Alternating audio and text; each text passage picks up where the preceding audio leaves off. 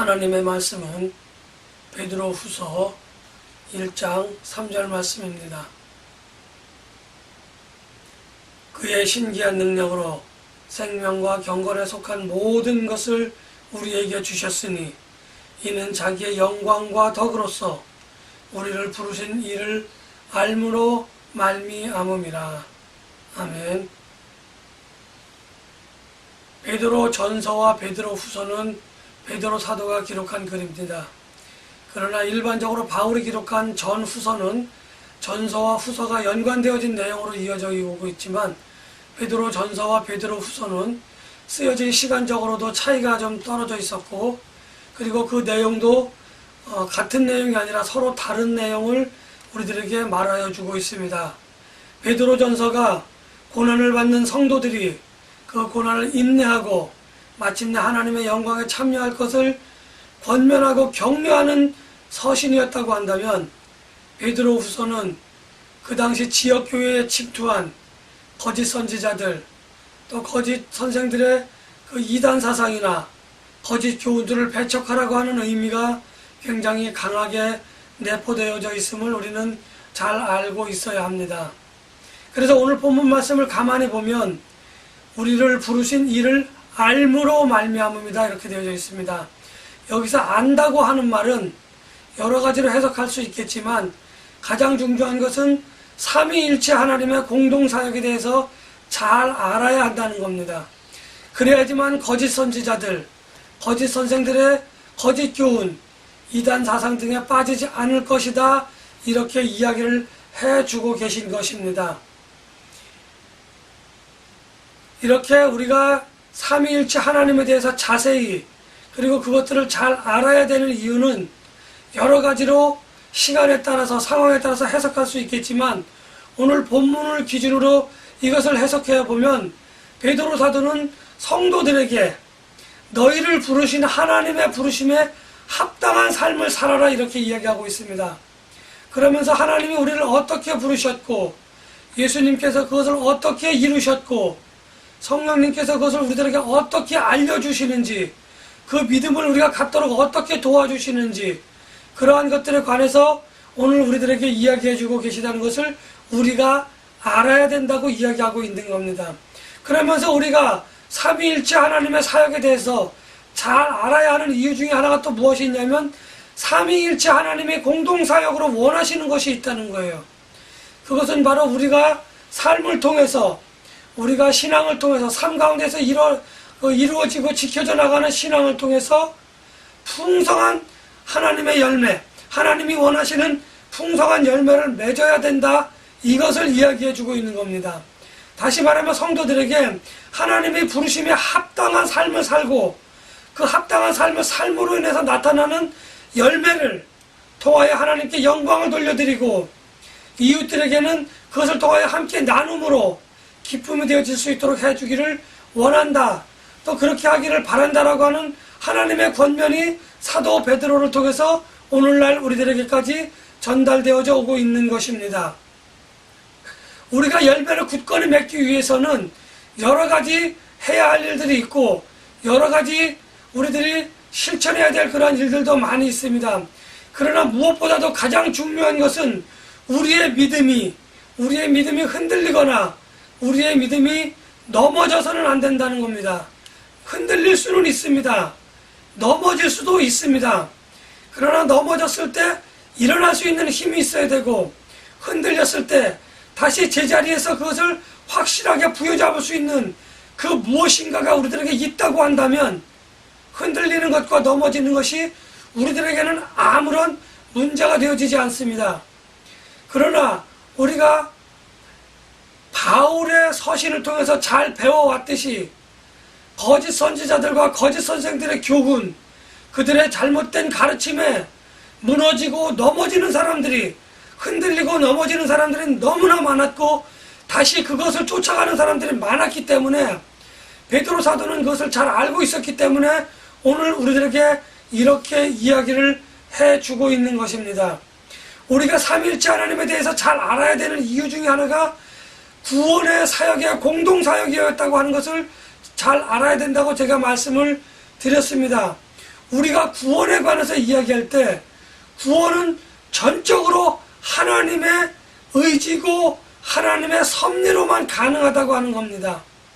다시 말하면 사람이 어떤 의로운 행동을 하였든지 간에 무슨 일을 하였든지 간에 하나님께서 그것을 원하지 않으시고 그것을 하나님이 기뻐 받아주시지 않는다는 겁니다. 그러나 그 가운데 예수 그리스도의 이름이 있다고 한다면 하나님과 우리 사이에 예수 그리스도의 이름이 있고 성령님께서 그것을 인쳐주신다고 한다면 우리의 부족하고 우리의 연약한 면을 가지고 하나님의 선한 사업에 우리가 도구로 사용되어졌을 때 하나님께서는 우리의 그러한 삶을 기뻐 받아주신다고 하는 그것을 우리는 잘 기억하고 잘 알고 있어야만 합니다. 쉽게 말씀을 드리면 저와 여러분들의 어떤 행위로도 우리는 하나님께로 구원을 받을 수가 없습니다. 중보자이신 예수 그리스도와 보혜사이신 성령님이 함께 해주지 아니하시면 그것을 인정해 주시지 아니하시면 우리는 구원을 얻을 수도 받을 수도 없다고 하는 것을 분명히 기억해야만 할 것입니다. 태초부터 우리가 태어나기 이전부터 하나님은 이미 우리를 선택하셨다고 하는 겁니다.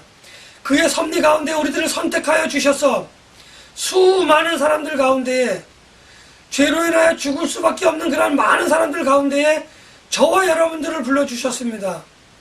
여러분들과 저를 불러주셔서 구원을 허락해 주시기 위하여 우리들에게 믿음을 또한 가질 수 있도록 인도해 주셨다는 거죠.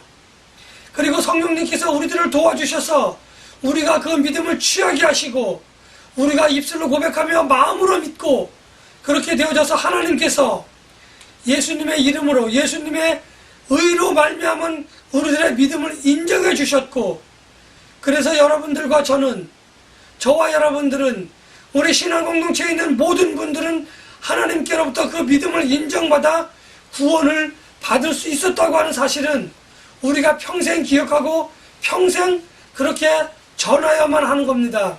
그렇기 때문에 우리들의 삶은 어떤 행위로든지 간에 하나님께 인정받지 못하는 죄인이기 때문에 하나님께서 인정해 주시지 않는 그러한 삶의 형태라고 이야기할 수 있습니다. 하나님께서 택하신 모든 백성들과 하나님께서 원하시는 것이 하나 있는데 그것은 바로 인격적으로 우리와 만나시고 또 우리와 영원히 우리의 삶이 끝나는 그날까지 영적인 교제를 통하여 우리들을 인도해 주시고 우리들을 은혜 가운데 우리들을 평안한 가운데에 인도하여 주시기를 원하시는 것이 하나님이 우리들에게 원하시는 삶입니다.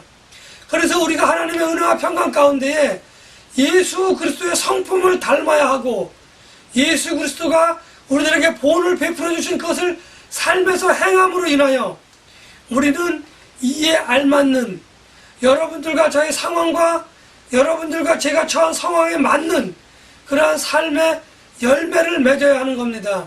그 열매에 대해서 어떤 이들은 성령의 열매라고 이야기를 하지만 오늘 본문에 보면은 그 열매가 지식이라고 하는 씨앗으로부터 시작이 되어져서 사랑이라고 하는 것으로 끝나는 열매를 맺는다고 하는 것을 우리들에게 보여주고 있는 겁니다. 우리가 하나님을, 우리가 예수 그리스도를, 우리가 성령님을 지식적으로 잘 아는 것이 무척 중요합니다. 왜냐하면 그래야지만 우리가 거짓 선지자들, 거짓 선생들의 가르침에 미혹되지 않기 때문입니다. 그러나 하나님이 원하시는 것은 지식적인 그러한 믿음, 하나님에 대한, 예수님에 대한, 성령님에 대한 지식적인 믿음뿐만 아니라 그 믿음을 가지고 있다고 한다면 그것을 삶 가운데서 실천하고 하나님의 말씀 가운데 그것을 이루어 나가 열매를 맺기를 원하시는 것이 바로 하나님이 저와 여러분들에게 원하시는 삶이라고 말씀을 드릴 수가 있습니다. 이렇게 열매를 맺는 우리 성도들의 삶은 혼자의 힘과 혼자의 능력으로는 어떠한 열매도 아니 싹이 씨가 날 수도 없다고 하는 것입니다. 그렇기 때문에 우리는 하나님의 은혜와 평강 가운데 늘 거주해야 하는 겁니다. 그렇다고 한다면 우리가 열매를 맺는 것은 어떤 삶의 형태를 가져야만 가능하냐면 오늘 본문에 나와 있는 것처럼 덕을 세워야 하는 겁니다. 나만 알고 있고 나만 어떤 그런 것을 행하는 그것이 아니라 내가 알고 있는 것을 통해서 하나님을 좀 더 경외하며 은혜와 평강 가운데 거하며 이웃들에게 또 넘어지고 쓰러진 자들을 붙잡아 일으키며 그들과 함께 어깨동무하고 하나님께로 한 걸음 한 걸음 나아가는 그러한 실천적인 삶을 살아야만 하는 것입니다. 이러한 실천적인 삶을 통하여 우리는 덕을 세운다 또는 건덕을 이룬다 이렇게 이야기를 합니다. 이렇게 덕을 세웠을 때에 우리의 삶은 열매를 맺는 삶이라고 이야기할 수 있는 겁니다. 그래서 이 열매를 맺는 삶은 우리가 이웃들에게 덕을 행한다고 하나님께서 가르쳐 주시고 예수님께서 행하시고 가르쳐 주신 대로 성령님께서 우리들에게 들려주시는 그 감동 감화대로 느낌대로 우리가 이웃들에게 덕을 베푸는 것은 우리가 그것을 행한다고 하는 것을 우리는 덕을 세운다고 이야기하지만 다른 사람들이 볼 때는 저 사람들이 하나님의 가르침대로 잘 따르고 있구나. 과연 사랑의 하나님의 가르치심은 믿는 사람에게나 믿지 않는 사람들에게나 온전한 믿음을 가진 사람은 동일하게 행하는구나 하는 것을 고백을 하게 되어집니다. 바로 사랑의 하나님의 은혜와 사랑이 나를 통하여 그들에게 전달되어졌을 때 그들은 하나님의 은혜와 평강을 사모하고 하나님의 사랑을 사모하여 주께로 돌아올 수밖에 없는 하나님의 부르심에 응답하며 나올 수밖에 없는 그러한 상황 가운데로 빠져들 수밖에 없다고 하는 것입니다.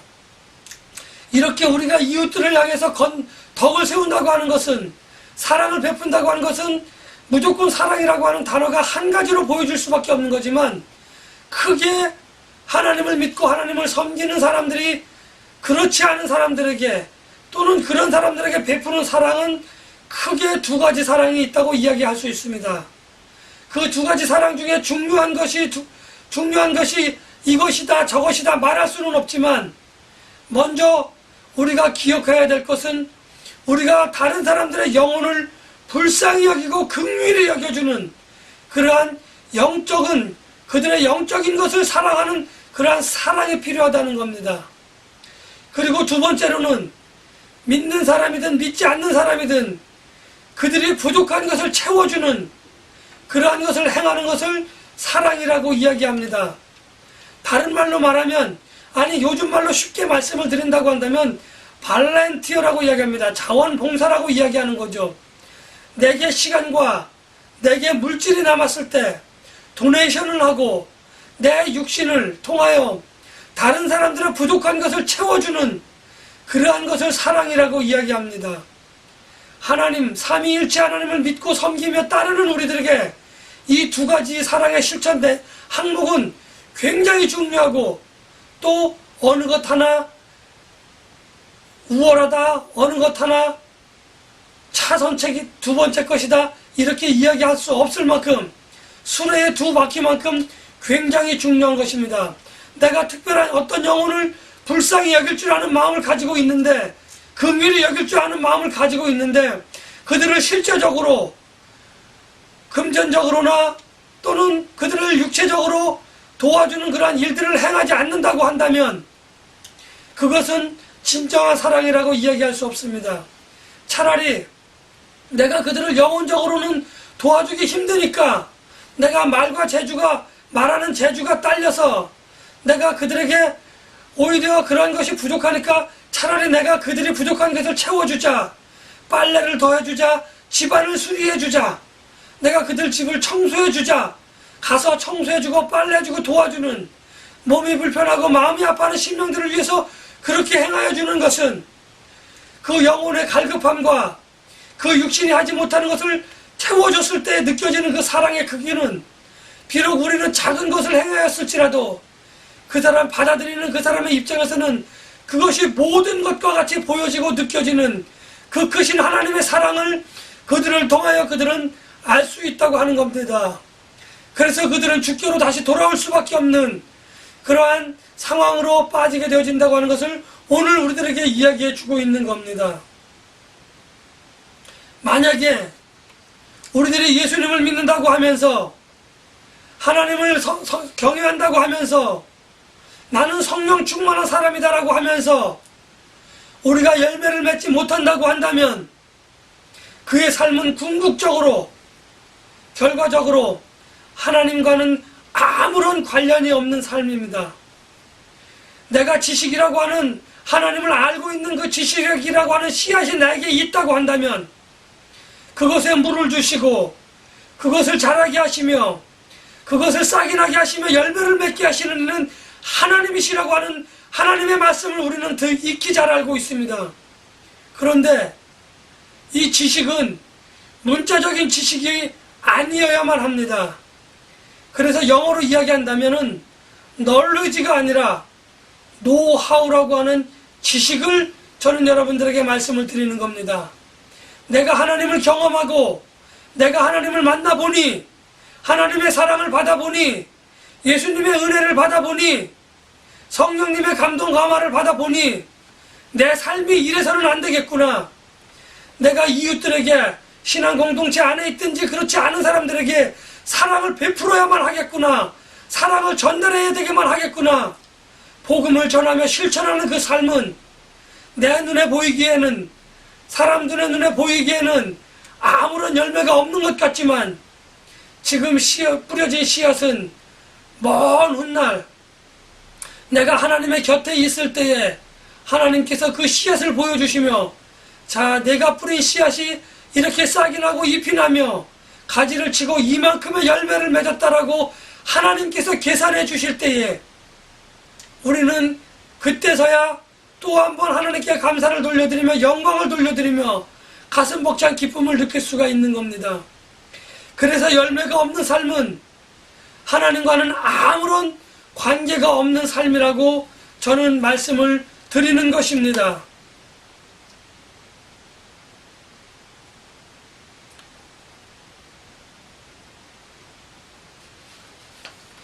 그러나 때로는 열매를 맺고자 하는 우리의 소망은 열매를 맺고자 하는 우리의 욕심은 단순히 그것이 소망이라고 한다면 말씀 안에서 잘 양육되어져 나가겠지만 그것이 욕심 또는 욕망이라고 한다면 그것은 부르신 이에 합당한 그러한 열매를 맺을 수가 없다고 하는 것을 저는 말씀을 드리고 싶습니다. 우리가 하나님의 말씀 안에서 우리가 부르신 이 그 부르심에 합당한 열매를 맺기 위한다고 한다면 우리는 내 마음에서 불일 듯 일어나는 욕심과 욕망을 성령님의 도우심을 통해 제하여 버려야만 하고 먼 훗날 하나님의 영광에 참여할 그 소망만을 가지고 내 자신을 과감하게 내어주는 그래서 십자가에 달리셔서 온 인류를 구원하시기 위해서 예수님께서 자신을 내어주셨던 그 본을 받아서 우리는 이웃들에게 나의 가진 것으로 내어줄 줄 아는 그러한 사랑의 실천이 우리들에게 필요한 것은 자명한 사실이라고 저는 말씀을 드릴 수 있습니다. 몇 년 전 신천지 문제가 많이 대두됐을 때에 저는 유튜브에서 신천지 관련 동영상을 많이 찾아본 그러한 시간이 있었습니다. 그런데 신천지로 빠진 사람들의 많은 이야기 중에 공통점들이 무엇이 있었느냐 하면은 그들의 말을 빌리자고 한다면 그 교회에는 그 학교에는 하나님이 더 이상 없습니다. 내가 신천지에 와보니 여기에는 하나님이 계셨습니다. 이렇게 이야기하는 간증들의 공통적인 어떤 그 문장들을 그러한 말들을 들을 수가 있었다는 겁니다. 물론 짜여진 듯한 그러한 간증 영상이기도 하겠지만 우리가 하나님에 대해서 아는 것을 지식적으로만 알고 있다고 한다면 우리가 그것을 노하우로만 알고 있지 아니한다고 한다면 우리들에게서는 언제 그런 고백이 나올지 모른다는 겁니다. 우리가 잘 알고 있겠지만 거짓 교훈과 거짓 가르침에 빠진 사람들은 그들이 영원히 돌아올 수 없다고 이야기할 수는 없지만 그들은 영원한 형벌에 빠져서 정말 혀끝에 물 한 모금 마치지 못하는 그 뜨거운 지옥에서 고통을 받으며 살아갈 것을 우리는 성경을 통해서 잘 보고 배웠습니다. 지금은 우리가 고통스럽지만 우리가 소망을 가져야 하는 이유가 여기 있는 겁니다. 우리가 욕심을 가지고 욕망을 갖게 된다고 한다면 다른 사람들보다 좀 더 특별하고 좀 더 어떤 것을 특별한 것을 알기를 원하는 욕심과 욕망을 갖는다고 한다면 우리는 거짓 가르침에 거짓 교훈에 잘 빠질 수가 있습니다. 그렇기 때문에 우리를 부르신 이에게 드려야 할 합당한 열매를 맺을 수가 없다고 하는 것을 우리는 잘 기억하고 있어야만 하는 겁니다. 이 시간 이후로 저와 여러분들은 나의 믿음 생활을 돌아보시고 그리고 행여나 내게 오류가 있어서 하나님 보시기에 합당하지 못한 것이 있지는 않은지 그렇게 돌아봐야만 할 것입니다. 돌아보고 잘못된 것이 있다고 한다면 오류가 있다고 한다면 그것을 수정하고 주께로 돌아와 복음 안에서 단단히 서서 말씀의 반석 위에 굳건히 서서 하나님께로 나아가시는 저와 여러분들이 되시기를 예수님의 이름으로 간절히 축복하며 기원합니다.